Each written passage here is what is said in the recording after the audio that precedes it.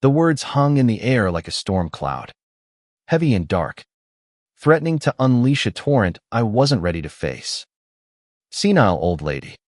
My son, Michael, spat them out during a heated argument in my kitchen, his voice sharp with frustration, slicing through the quiet warmth of the home I'd built for us over decades. I stood frozen, the dish towel in my hands trembling slightly, as the weight of his words settled into my bones. At 70, I'd weathered many storms: grief, loss, the slow ache of aging, but nothing had prepared me for this betrayal from my own flesh and blood. My name is Evelyn Harper, and I've always prided myself on being the kind of mother who gave everything for her child. Michael was my world, the boy I raised alone after his father passed when he was just 6. I worked double shifts at the diner, saved every penny, and poured my heart into giving him a life better than the one I'd had. I taught him to dream big, to work hard, and to never let the world tell him who he could be. And he listened.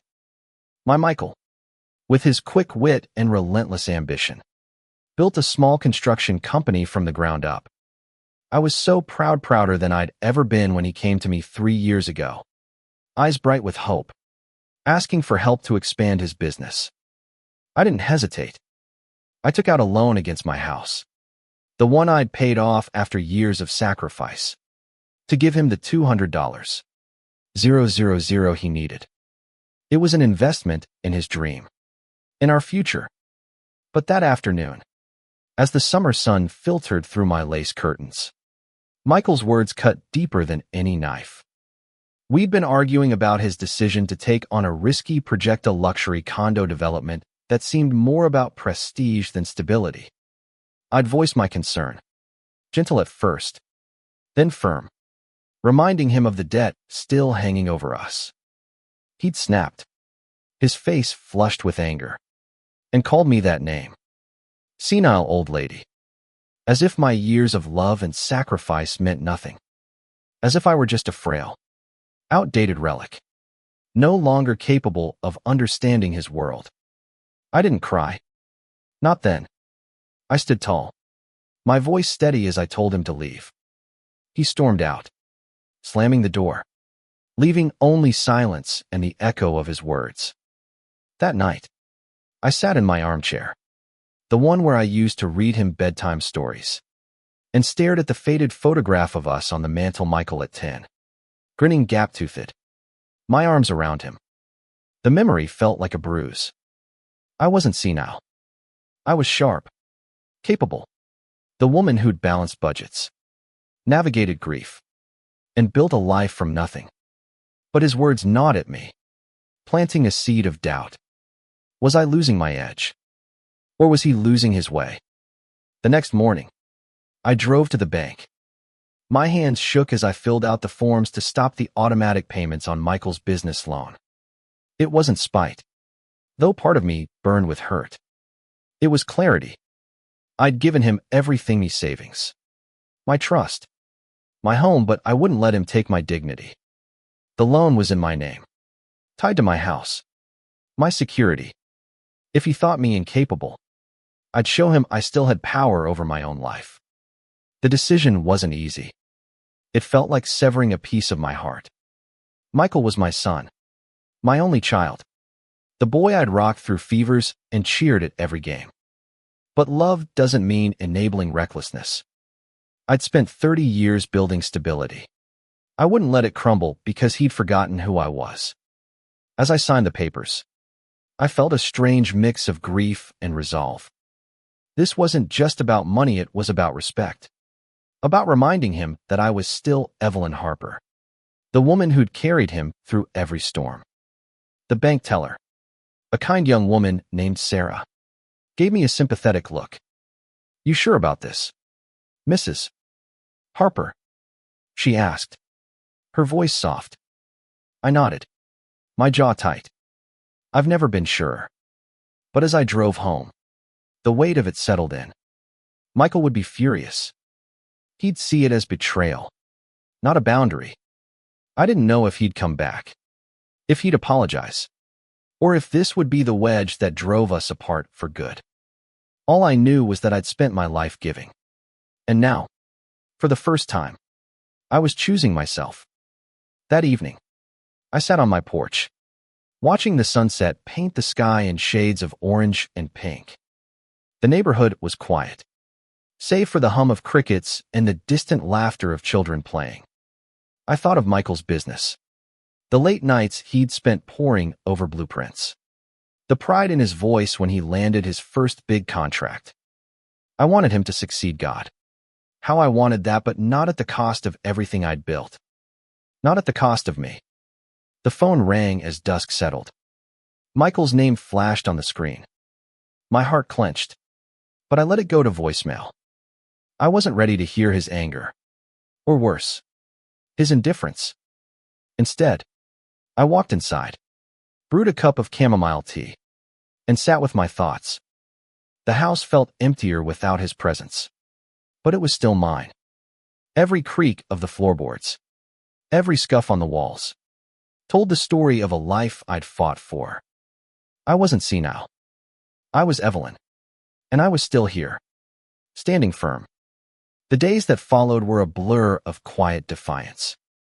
I woke each morning to the same routine: coffee on the porch, tending my small garden, and ignoring the persistent buzz of my phone.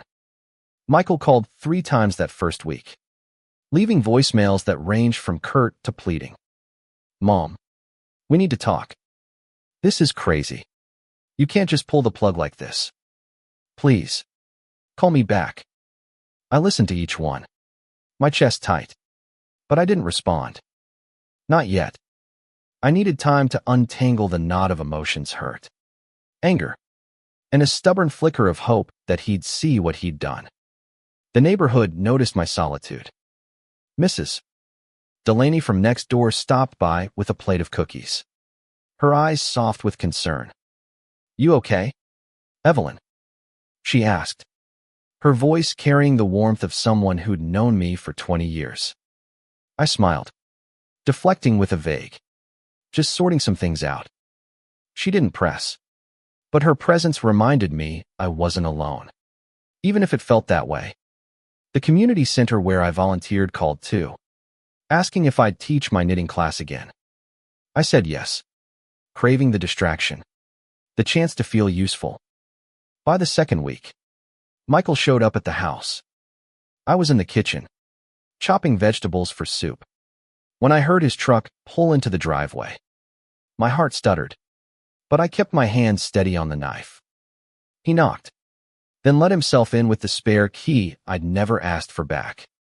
Mom, he said, standing in the doorway, his broad frame filling the space. He looked tired, his dark hair mussed, his eyes shadowed with stress. For a moment, I saw the boy who'd run to me after a bad day at school, seeking comfort. But that boy was gone, replaced by a man who'd wounded me in ways I hadn't thought possible. Michael, I said, setting the knife down. My voice was calm, but my hands gripped the counter's edge. He launched into it immediately, no greeting, no apology. Do you know what you've done? The bank's calling in the loan. I could lose everything. His tone was accusing, as if I were the one who'd crossed a line. I let him talk, let the words spill out about his investors, his deadlines, the condo project teetering on the edge. When he paused, I met his gaze. You called me senile, I said, the words steady but heavy. You dismissed everything I've done for you. That loan wasn't just money, it was my home, my security. Did you ever think about that? He flinched, his jaw tightening, but he didn't answer. Instead, he paced, running a hand through his hair. I was upset. He muttered, it was a mistake. A mistake, I echoed, my voice rising despite myself. Michael, I gave you everything. I believed in you, and you threw it back in my face. The air between us crackled with unspoken history bedtime stories, scraped knees, graduation cheers. He stopped pacing, his shoulders slumping. But he didn't apologize. Not really. I need that loan, Mom, he said instead. If you don't reinstate the payments, the business could collapse. I wanted to scream, to shake him and ask if he cared about me at all. But I didn't. I straightened, my voice low. Then you'll have to find another way. I'm not your ATM. His eyes widened. A flash of disbelief. Then anger. He left without another word. The door closing softer this time. But the silence he left behind was deafening. The next day, I went to the community center. The knitting class was small, just 6 women. Most my age.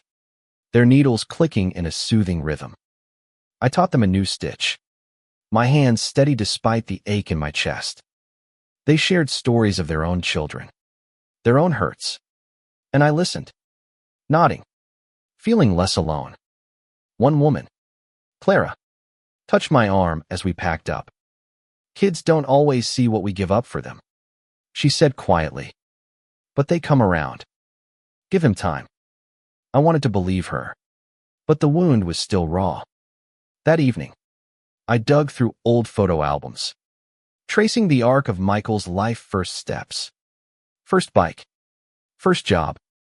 Each picture was a reminder of the love I'd poured into him. But love, I was learning, didn't mean saying yes to everything. It meant boundaries, too. I'd stop the loan payments to protect myself, but also to wake him up, to make him see that his dreams couldn't rest on my shoulders alone. By the 3rd week, the bank sent a formal notice. The loan was officially in default. Michael would need to find new funding or face consequences. I didn't sleep that night, my mind churning with what-ifs. What if he lost the business? What if he never forgave me? But beneath the fear was a quiet strength. I'd made my choice, not out of anger, but out of self-respect. I was Evelyn Harper, and I deserved better than being reduced to a cruel label. Time has a way of softening edges, but it doesn't erase them. A month after I stopped the loan payments, the silence between Michael and me grew heavier, like a fog that wouldn't lift. He hadn't called again, and I hadn't reached out. Part of me wanted Talented to bridge the gap, to hear his voice without the sting of that day, but pride and hurt kept my hands still.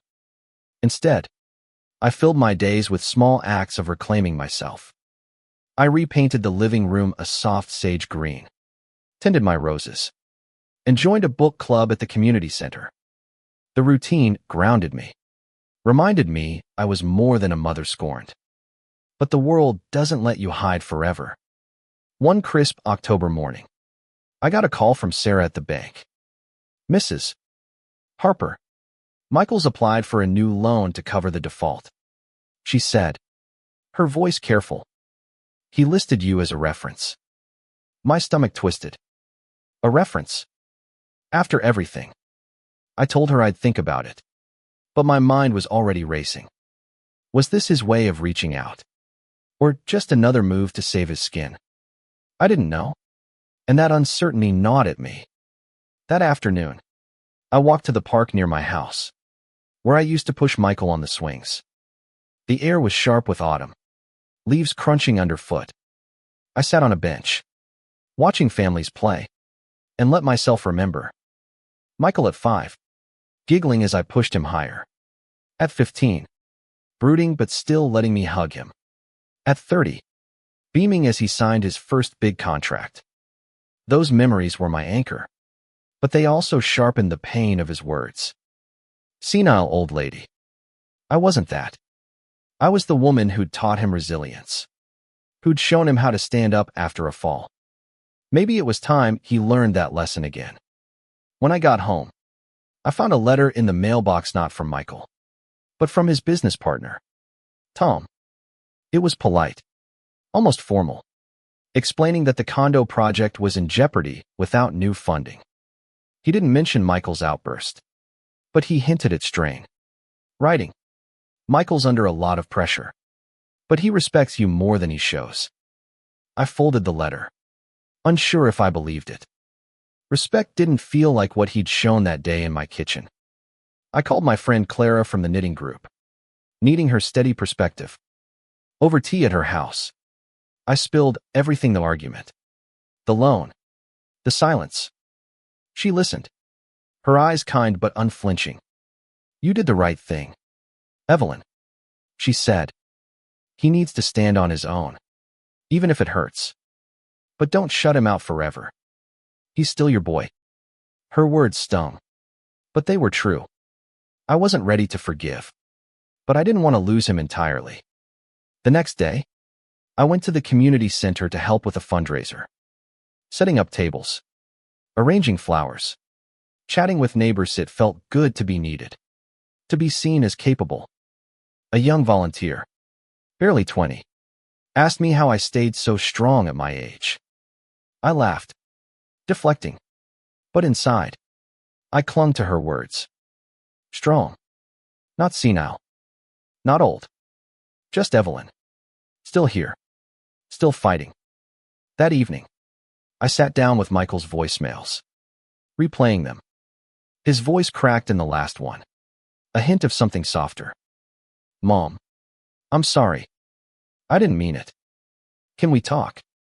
I stared at the phone, my thumb hovering over the call button. Part of me wanted to run to him, to fix it all. But another part, the part that had signed those bank forms, knew he needed to come to me. Not as a lender, but as a son. I didn't call back that night. Instead, I wrote in my journal, something I hadn't done since Michael was young. I wrote about the hurt, the love, the hope I still carried.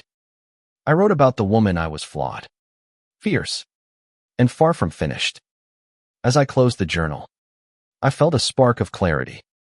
This wasn't the end of us, but it was the end of me carrying his weight alone. Winter crept in, and with it, a chill that matched the distance between Michael and me. 2 months had passed since our fight, and though his last voicemail lingered in my mind, I hadn't called him back. The silence wasn't just stubbornness, it was self-preservation. I'd spent decades putting him first, and now, at 70, I was learning to prioritize myself. It felt foreign, like trying on a new coat that didn't quite fit. But I wore it anyway. My days found a new rhythm. Mornings at the community center, afternoons tending my garden or reading with the book club, evenings sipping tea on the porch. I wasn't hiding, I was rebuilding. Neighbors noticed the change. Mrs. Delaney said I seemed lighter, and Clara called me a force. Their words bolstered me, reminding me I was more than Michael's mother. I was Evelyn Harper, with a life and a voice of my own. But Michael was never far from my thoughts. I heard through the grapevine, Tom, mostly that he was scrambling to save his business. He'd found a new investor, but the terms were steep, and the condo project was behind schedule. Part of me ached for him, picturing the boy who'd once cried over a broken toy truck. But another part held firm. He'd hurt me, and an apology over voicemail wasn't enough to undo that. One snowy afternoon, I was at the community center, teaching a knitting class, when Tom stopped by. He looked worn. His usual cheer dimmed. "Evelyn," he said, hesitating. "Michael's struggling. He won't say it, but he's sorry. He just doesn't know how to fix this." I nodded, my needles still moving. "He knows where to find me," I said, my voice steady but not cold. Tom sighed, then left, and I wondered if Michael's pride was stronger than his regret.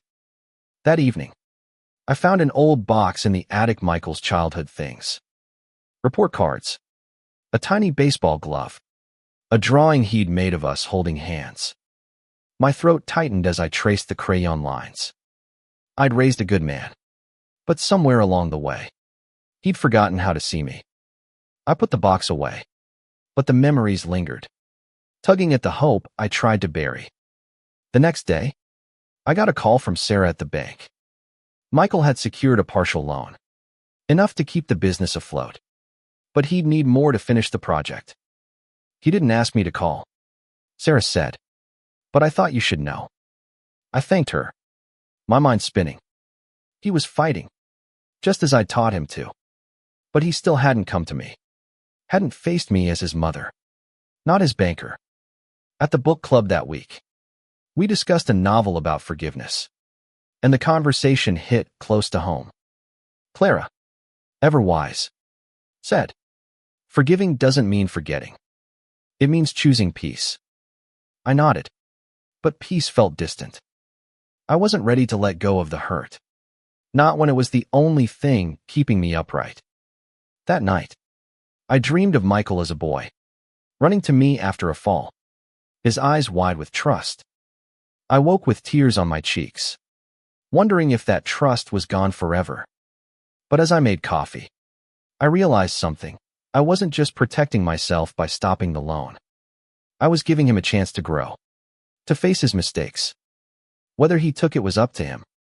By spring, the silence between Michael and me had hardened into something almost tangible, like a wall we both refused to climb. 5 months since our fight, and still no real apology, just that voicemail, which I'd replayed so many times I could recite it. I kept busy, volunteering more at the community center, planting new roses, joining a walking group. At 70, I was finding pieces of myself I'd forgotten: hobbies, friendships, a quiet strength that didn't depend on being mom. But Michael was always there, a shadow in my thoughts. Tom kept me updated. The condo project was moving forward, but barely. Michael had taken on a second loan with high interest, and stress was wearing him thin. He misses you, Tom said one day over coffee. He's just too stubborn to say it. I nodded, stirring my cup, unsure if I believed him. Missing someone doesn't mean respecting them. One morning, I found a package on my porch, a small, unmarked box. Inside was a photo frame with a picture of Michael and me at his high school graduation. Both of us smiling, my arm around his shoulders. There was a note in his handwriting. I was wrong. Can we talk? My heart lurched, but I didn't cry. I set the frame on the mantel, next to the old photos, and sat with the note for hours. It was a step, but not enough. Not yet. At the community center, I threw myself into a spring fair, organizing booths and baking pies. The work kept my mind busy, but the hurt lingered. Clara noticed, pulling me aside. He's reaching out. Evelyn, she said, don't let pride win. I wanted to argue, to say it wasn't pride, but self-respect. But her words stuck, like a splinter I couldn't ignore. That afternoon, I walked to the park, the same bench where I'd sat months ago. The swings were empty, but I could almost hear Michael's childhood laughter. I thought of the loan, the house, the years I'd given him. I'd stopped the payments to protect myself, but also to teach him. Had he learned? The note suggested maybe, but I needed more than words on paper. When I got home, I called Sarah at the bank, asking about Michael's loans. She said he was making payments. Barely, but he hadn't asked for my help. He's trying, she said. I thanked her and hung up, my mind a tangle of hope and caution. I wasn't ready to call him, but I kept the note on my kitchen table, a reminder that bridges can be rebuilt, but only with effort from both sides. Summer arrived, warm and golden, and with it, a shift I hadn't expected. 6 months after our fight, Michael showed up at my door. No call, no warning, just him, standing on my porch, holding a bouquet of daisies, my favorite. His face was softer, his eyes heavy with something I hadn't seen in years: vulnerability. Mom, he said, voice low. I'm sorry. I let him in, my heart pounding, but my face calm. We sat in the living room, the photo frame he'd sent now on the mantel, a quiet witness. He didn't talk about the loan or the business at first.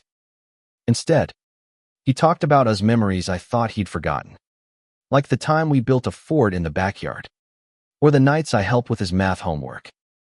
I was wrong, he said, his voice breaking. I was stressed, and I took it out on you. You're not senile. You're the strongest person I know. I listened, my hands folded in my lap. The hurt still there, but softening. He admitted he'd been reckless, chasing prestige over stability, and that my stopping the loan had forced him to face it. I almost lost everything, he said, but worse, I almost lost you. Those words hit like a wave, washing away some of the pain. Not all, but enough. I told him my side, the betrayal, the fear, the need to protect myself. He nodded, eyes down, and for the first time, I felt he heard me. Not as a bank, but as his mother. He'd secured a new loan, he said, and the condo project was back on track. I did it without you, he said, not with pride, but with respect, because you taught me how. We didn't fix everything that day. Wounds like ours take time. But we talked, really talked, for hours. He apologized again, and I believed him. I told him I'd always love him, but I needed him to see me Evelyn, not just Mom. He promised to try. The next week, I invited him for dinner. We cooked together, like when he was young, laughing over old stories. The wall between us wasn't gone, but it was lower, and we were both climbing. I looked at him across the table, my son, and saw the man he was becoming, one who'd learned from his mistakes, just as I'd hoped. As he left, he hugged me, tight and long, like he hadn't in years. I love you, Mom, he said. I smiled, my heart full but still healing. I love you too, Michael. And for the first time in months, I felt like we'd both found our way back.